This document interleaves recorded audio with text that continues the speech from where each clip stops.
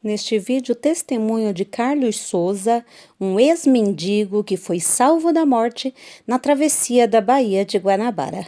Testemunho publicado no jornal Mensageiro da Paz, março de 1984.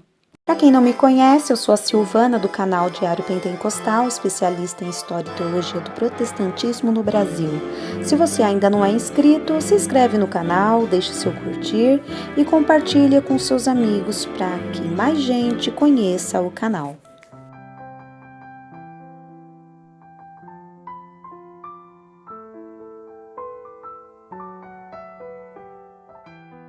Na Praça 15, centenas de pessoas se movimentavam rumo às barcas, aos ônibus, às avenidas e ruas que interligam os diversos pontos do centro do Rio. Cruzando a Baía de Guanabara, barcas chegam e partem transportando multidões. Diante do fluxo e refluxo das pessoas, o grande frigorífico da SUDEP tem suas portas fechadas. São 9 horas da noite. Sente-se no ar o inconfundível odor dos produtos de pesca.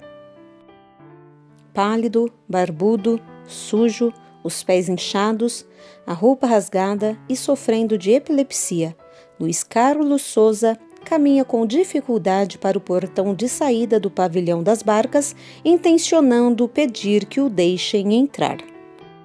Ele não tem o dinheiro da passagem. Não tem dinheiro, não tem saúde, não tem parentes, não tem onde morar e há muito já perdeu a esperança.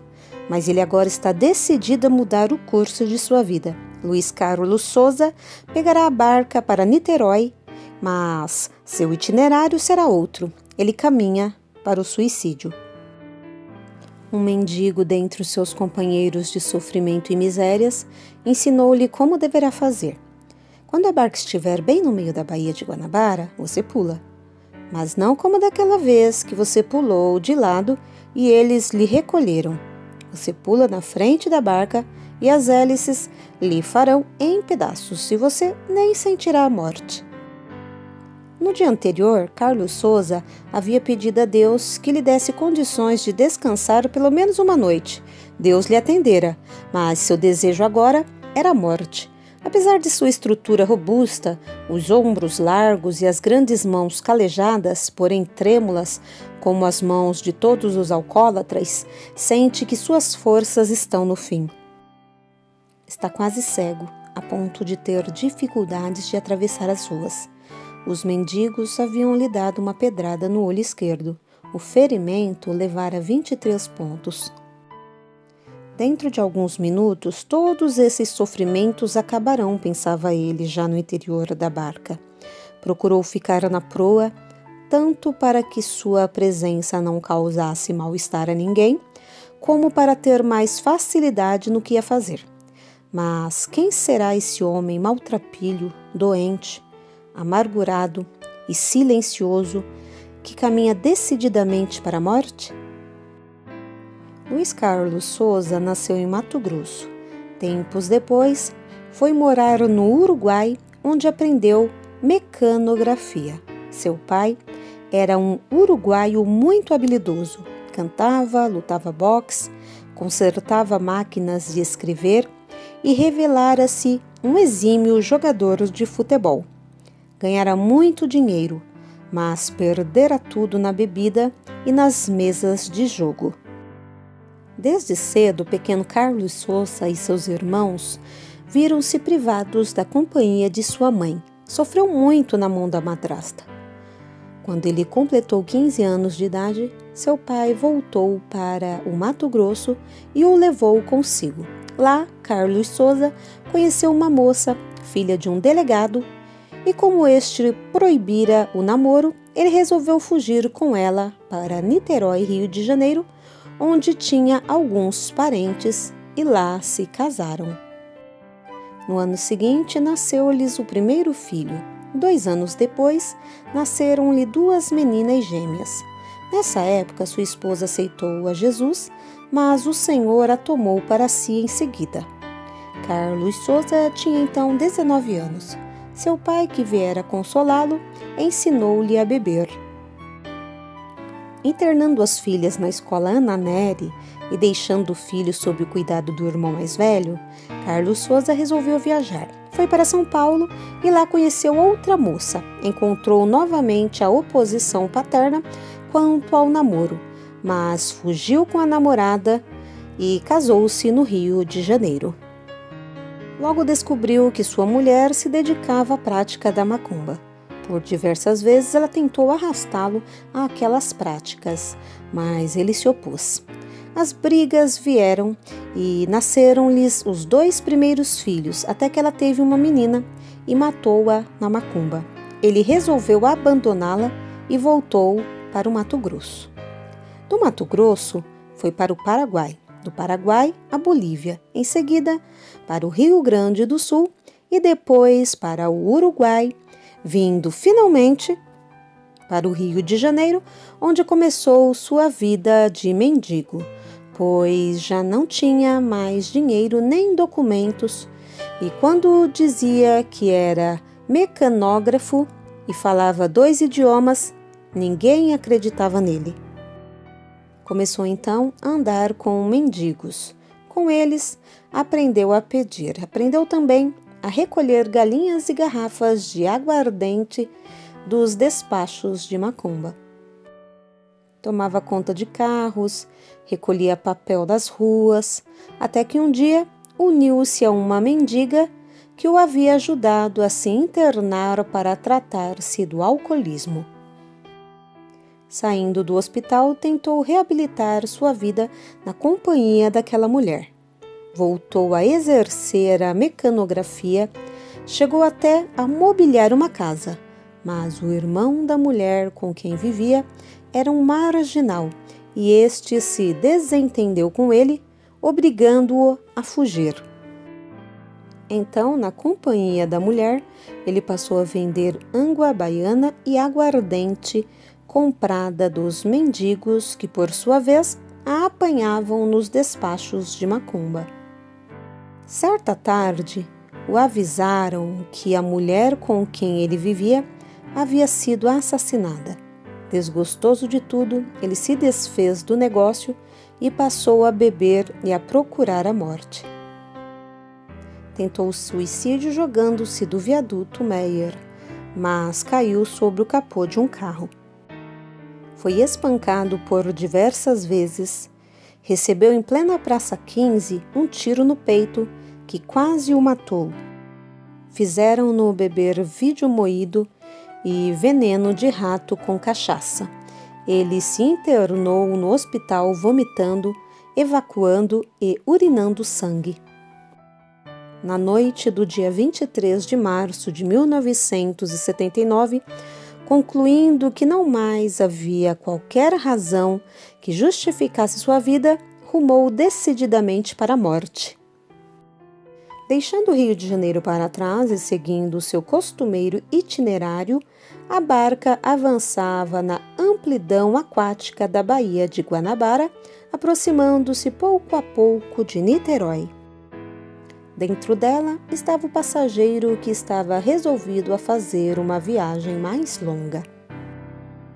Porém, apesar de ninguém ter lhe dado a mínima atenção, sua tristeza e as lágrimas que lhe umedeciam os olhos e deslizavam sobre sua face suja despertaram a atenção de 3 mulheres. Eram 3 irmãs em Cristo que se dirigiam à vigília. Elas lhe perguntaram por que ele chorava tanto. Eu vou dar um fim à minha vida esta noite, respondeu Carlos Souza. Não faça isto, disseram as 3 irmãs visivelmente aflitas. Jesus lhe ama, entregue sua vida a ele e não a Satanás. Aceite-o hoje, agora, e ele lhe fará nascer de novo. Aceitar eu já aceitei muitas vezes. Eles pregam o evangelho nas ruas e eu o aceito. Eles me dão dinheiro e roupas, mas eu gasto o dinheiro, vendo a roupa e volto a beber. Estamos chegando em Niterói, disse uma das irmãs. O senhor quer ir conosco à vigília? O que é vigília? Nós vamos para a igreja. Lá nos reuniremos com outros irmãos e passaremos a noite orando, cantando, lendo a Bíblia e testemunhando das maravilhas de Deus. Estamos realizando 90 vigílias consecutivas na Assembleia de Deus em Mutá. O Senhor não quer vir conosco? Luiz Carlos Souza hesitou um pouco, mas acabou aceitando o convite sem imaginar que naquele momento aquelas 3 irmãs o haviam resgatado das portas do inferno para conduzi-lo aos pés de Cristo. Quem ouve o irmão Luiz Carlos Souza tocar, admira-se pela sua agilidade em dedilhar aveludadamente o seu instrumento sem que tenha sequer frequentado um curso regular de música. Naquela madrugada, ao aceitar Jesus Cristo como Salvador, o grandioso sol da justiça raiou na vida daquele homem que antes fora mendigo, mas pela fé tornou-se filho de Deus, escapando da morte eterna e adquirindo o direito de caminhar pelas ruas de ouro e de cristal da formosa Jerusalém e lá reinar com Jesus Cristo eternamente. Durante a vigília e logo após aceitar a Jesus Cristo como Salvador, o Senhor inspirou-lhe um hino que ele mesmo cantou e acompanhou no violão. Os irmãos arranjaram-lhe roupa, fizeram-no tomar banho e barbear-se. Quando a aurora surgiu, Luiz Carlos Souza era outro homem. Ele então começou a trabalhar consertando uma coisa ou outra para sobreviver e não ser pesado a ninguém. Passou a morar na casa de irmãos que o convidavam e subitamente revelou um exímio tocador de harpa. Seu talento para a música faz lembrar aqueles homens hábeis, Êxodo 28:3, os quais o Senhor encheu do espírito de sabedoria. Hoje, quem vê e ouve o irmão Luiz Carlos Souza arpeando hinos de adoração e louvor a Deus, confirma maravilhado que, assim como o Espírito sopra onde quer, os dons pertencem ao Senhor e Ele os dá a quem quer. Nunca tive um professor de música, esclarece, mas tenho o ouvido afinado para a música. A harpa era um dos poucos instrumentos que eu ainda não havia tocado antes de ser crente. Já toquei violão, clarinete, saxofone, flauta, gaita e vários outros instrumentos, mas ninguém nunca me ensinou. Isso é um dom de Deus. Ele mesmo é quem fabrica suas harpas. Tive revelações a respeito do material que eu deveria usar e como deveria fabricar as harpas. Hoje tenho feito mais de 20 harpas. Humilde, sincero e sempre pronto a dar o testemunho que Deus fez em sua vida, o irmão Carlos Souza caminha agora no meio do povo de Deus como o salmista Davi, tocando hinos de louvor e gratidão ao Senhor, dedilhando as cordas de sua harpa para afugentar os espíritos malignos e produzir sons aveludados e puros que agradam o Espírito de Deus. Através dele, centenas de pessoas têm aceitado a Cristo como Salvador.